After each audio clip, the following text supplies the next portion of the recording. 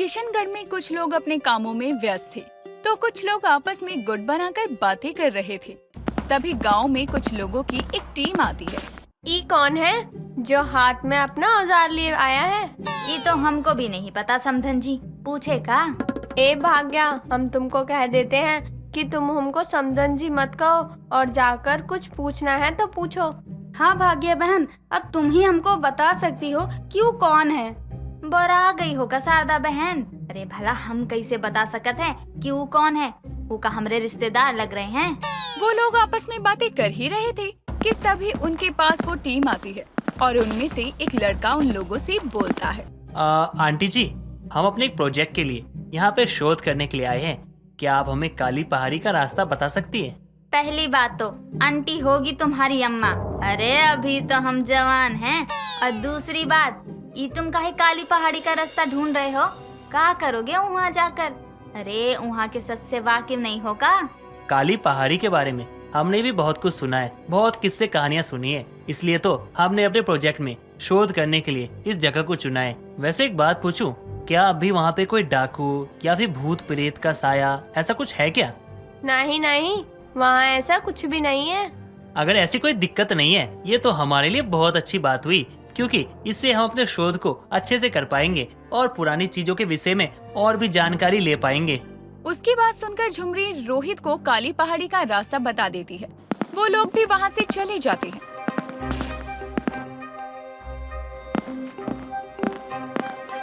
यहाँ पर तो बहुत ही शांति है मीना। और इसी शांति को तो भंग करने हम आए हैं।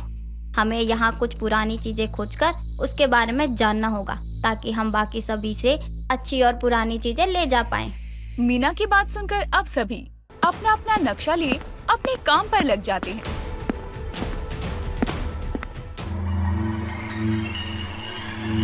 सर, मीना, नेहा, राहुल, यहाँ देखो, इस दीवार पे ध्यान से देखो। ये काला धब्बा कितना अजीब सा लग रहा है। रोहित की बात सुनकर प्रोफेसर और उसके साथी उसके पास जाते हैं, जहाँ वो लोग उस काले निशान को देखकर हैरान रह जाते हैं। तभी प्रोफेसर उस निशान पर 2-3 बार नॉक करता है और एक अजीब सी आवाज आती है, जिसे सुनकर सब पीछे हो जाते हैं। हो ना हो, इस दीवार के पीछे कुछ तो जरूर है। बच्चों, हमें इस दीवार के पीछे क्या है ये पता करना होगा। लेकिन इस दीवार के पीछे क्या है, ये देखने के लिए तो हमें दीवार को तोड़ना होगा सर। हाँ, बिना दीवार को तोड़े हम कुछ पता नहीं लगा सकते। हमें इस दीवार को तोड़ने की जरूरत नहीं पड़ेगी, क्योंकि ये दीवार तो पहले से कमजोर है। उसकी बात सुनकर सभी रोहित के हाथ की तरफ देखते हैं। अगर हम इस दीवार को अपने हाथों से साफ करें, तो हम इस दीवार के अंत तक जरूर पहुंच जाएंगे। रोहित के साथी रोहित की बात काफी अच्छे से समझ रहे थे, इसीलिए अब वो सभी रोहित के साथ मिलकर उस दीवार को साफ करने लगते हैं।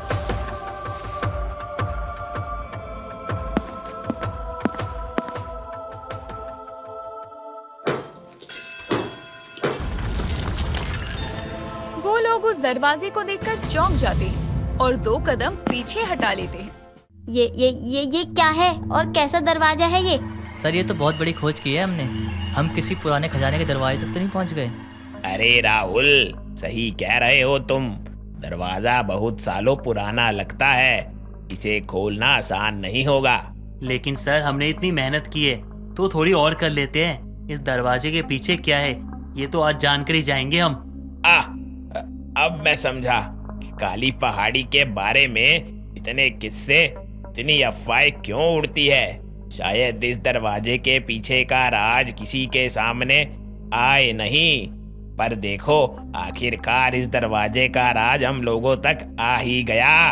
बस अब जानना ये है कि इस दरवाजे के पीछे है क्या। लेकिन सर, जो भी हो, आज ये मौका हमारे हाथ लगा है, तो हमें इसे हाथ से जाने नहीं देना चाहिए। हमें इस दरवाजे को खोलकर आज ही पता लगा लेना चाहिए कि इसके पीछे ऐसा है क्या, जो यहाँ के लोगों ने ऐसी अफवाहें फैलाकर लोगों को इस काली पहाड़ी से दूर रखा है।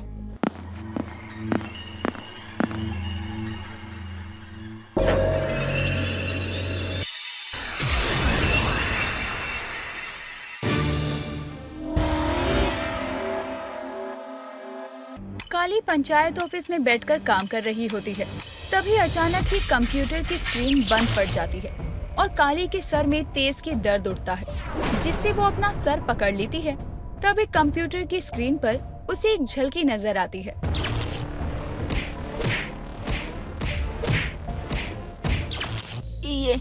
ये मुझे क्या होने वाला है जो सचिव जी को मैं इस तरह थप्पड़ मारूंगी।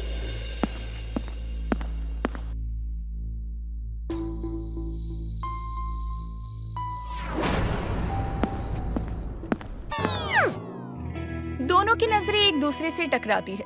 तभी वहाँ एक औरत आती है और दोनों की तरफ देखते हुए कहती है, આ જોડી કેટલું સારો લાગે છે। सचिव जी, आप अचानक यहाँ कैसे आ गए? अच्छा, तो क्या आने से पहले कबूतर से संदेशा भिजवा देता? कैसी बातें करती हो काली तुम।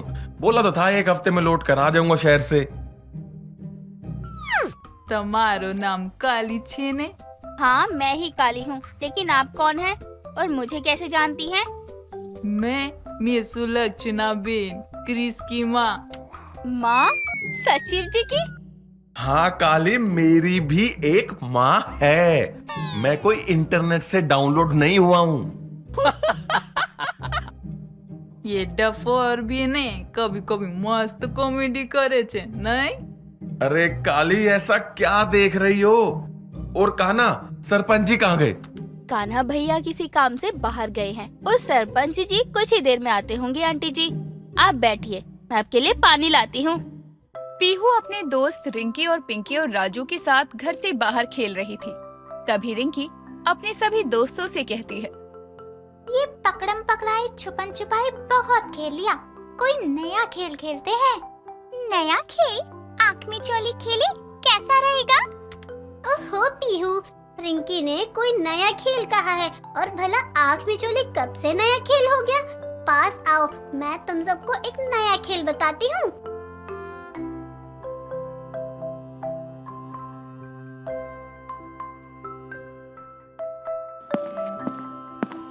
रिंकी, पीहू, चिंता मत करो, तुम्हें इस बुरे राजू से बचाने के लिए नकाब वाली आ गई है। मैं हूँ नकाब वाली। किशनगढ़ के बच्चे नकाब वाली का खेल खेल रहे थे। तभी वहाँ अचानक नकाब वाली आती है और उसे देखकर सभी बच्चे आकर उसके गले लग जाते हैं। नकाब वाली दीदी, आप यहाँ? मुझे पता है, अब हम लोगों से मिलने आई है ना। आप कितनी अच्छी हैं।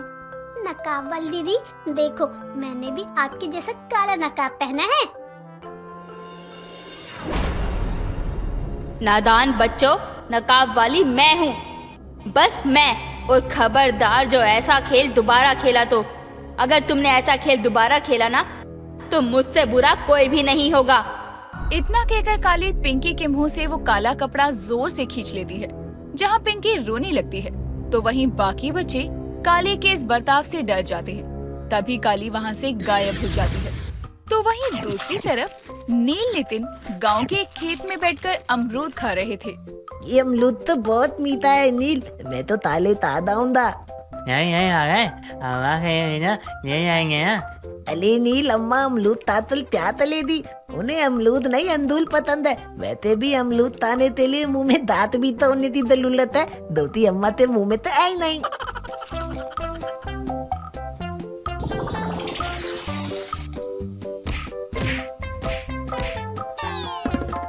अले मिला तल पूछ दिया, मैं पूछता हूँ तो न तो मुझे तन तल लाए। तभी वहाँ अचानक नकाब वाली आ जाती है। यो ढोलक सी पेट वाले, पूरा दिन भर चरने के अलावा तुझ निठल्ले को कोई काम धंधा नहीं सूझता है क्या? नताब वाली, तुम यहाँ तैते? मैं अपनी मर्जी की मालकिन हूँ, कभी भी कहीं भी जा सकती हूँ। मुझे तेरी इजाजत की जरूरत नहीं है। वैसे मैं भी अपनी मलदीता ही माली तू नताब वाली, अपनी मलदीते ताता हूँ और अपनी मलदीते दबताए तो दाता हूँ। वैसे मलदीते माली तो मालतीन ती दोली अत्ती दते दी त्या तैती हो।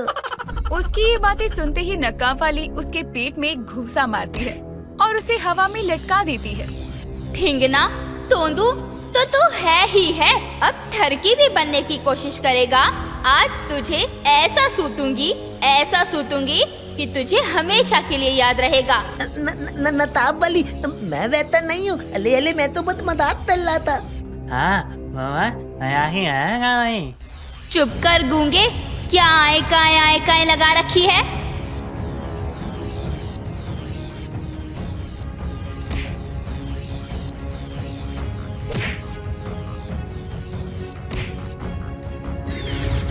काली पंचायत ऑफिस से घर आ रही थी। तभी रास्ते में उसे किसी के रोने की आवाज सुनाई देती है। काली इधर उधर देखती है तो उसे सभी बच्चे एक पेड़ के नीचे बैठकर रोते हुए मिलते हैं। उनको रोता देखकर काली तुरंत उनके पास पहुंच जाती है। पीहू, और तुम सब इतना रो क्यों रहे हो? क्या हुआ? किसी ने तुम्हें डांटा है क्या? काली दीदी, नकाब वाली दीदी बहुत बुरी है, बहुत बुरी है। उन्होंने हमारे साथ अच्छा नहीं किया। नकाब वाली दीदी ने अच्छा नहीं किया? ये तुम क्या कह रही हो? आखिर क्या किया है नकाब वाली ने? बच्चे के मुंह से नकाब वाली के बारे में ऐसी बातें सुनकर काली को कुछ समझ नहीं आता। तभी पीहू रोते हुए उसे सारी बात बताती है। उन्होंने हमें इतनी जोर से धक्का दिया कि हमें चोट लग गई। इन्हें तो चोट भी लगी है। इसका मतलब बच्चे झूठ तो नहीं बोल रहे।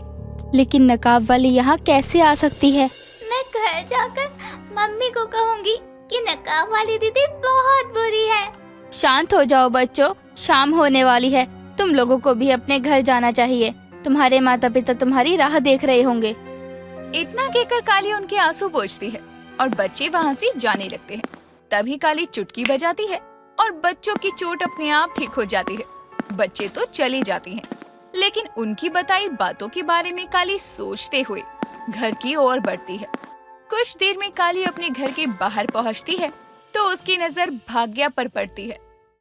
देखना न भूलिए काली द वुमन वॉरियर सीजन 2 के चटपटे और मजेदार एपिसोड सिर्फ और सिर्फ हमारे चैनल पर। और साथ ही साथ हमारे चैनल को लाइक, शेयर और सब्सक्राइब करना बिल्कुल ना भूलें।